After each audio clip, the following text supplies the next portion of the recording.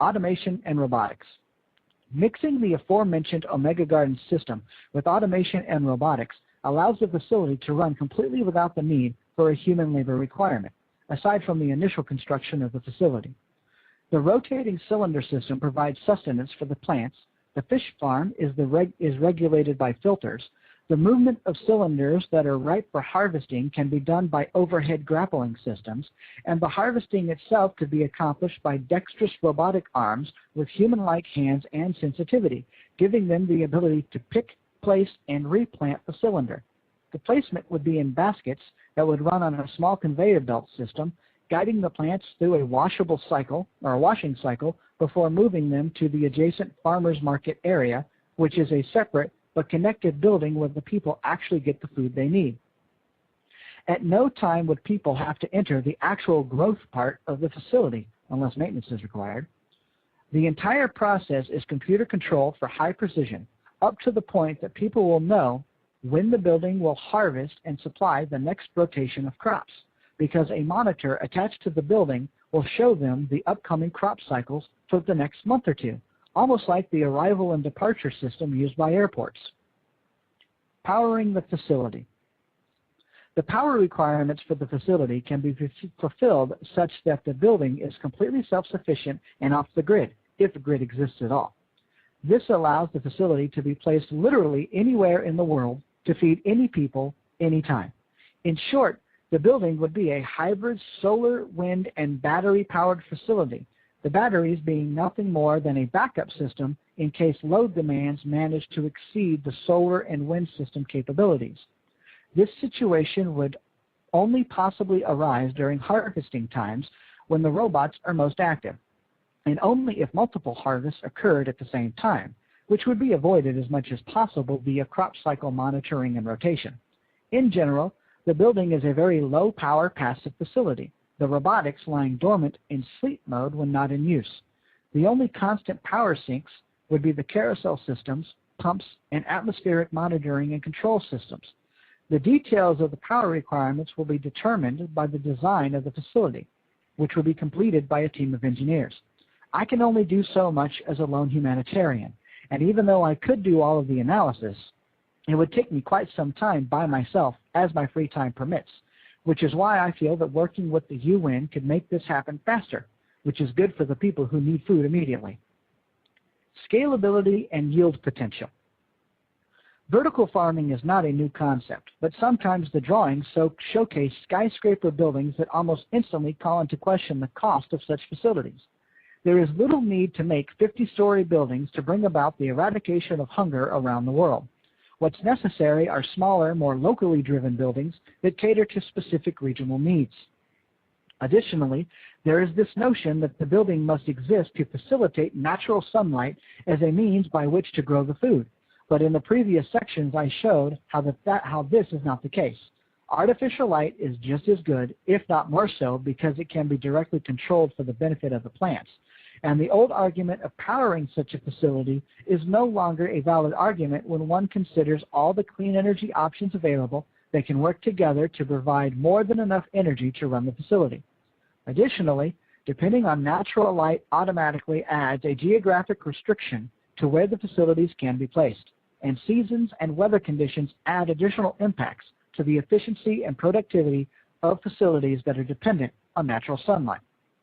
With that said, here is a plausible scenario to consider regarding the yield potential of a simple vertical farm facility using the technology I've already presented. This was the scenario that I used when discussing the sustainability of food production in my lecture given at the Co-Switzerland Initiatives of Change Conference on Friday, August 6, 2010.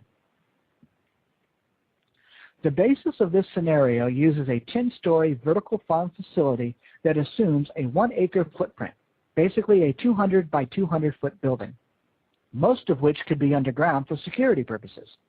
Each floor houses enough Omega Garden systems to have the equivalent farming surface area of 10 acres. Therefore, the entire building represents 100 acres of farming surface area. Since the plants in this system grow to double their normal size relative to using traditional farming methods, the equivalency is doubled to 200 acres. Factor in the 3 to 5 time growth rate increase, meaning that in the time it takes to grow something in one standard crop cycle, you can actually rotate 3 to 5 crop cycles in the same amount of time, and this increases the yield potential to between 300 and 500 acres. I used 400 acres to split the difference. Knowing this, consider the following scenario. According to the U.S. Department of Agriculture, 1 acre of land can grow 20,000 pounds of potatoes. Potatoes are typically sold in 5-pound bags for a family. So by those numbers, 1 acre supplies potatoes for 4,000 families. Therefore, just one vertical farm building with a 400-acre equivalency would then supply potatoes for 1.6 million families. The average family size in America is 3 people, meaning 4.8 million people would be fed by this one potato building. It can also be looked at in a different way. 96 plants can be grown per cylinder. There are 4 cylinders per rack. There are 6 racks per stack. Therefore, each stack produces 2,304 plants. If you have 200 stacks per floor, you can grow 460,800 plants. If you have 10 floors, that's 4.6 million plants of one species. However, for the sake of diversity in the system, each floor could grow a different plant, fruit or vegetable, meaning one building could provide 10 different species of food for over 450,000 people. Looking at just a single-story building of similar dimensions, 200 stacks on the floor could be subdivided into 10 different plant species, 20 stacks per species. Since each stack yields 2,304 plants, this provides food for just over 46,000 people per species. And there are 10 species grown in this single-story building, all requiring little to no human labor requirement for the production of the food.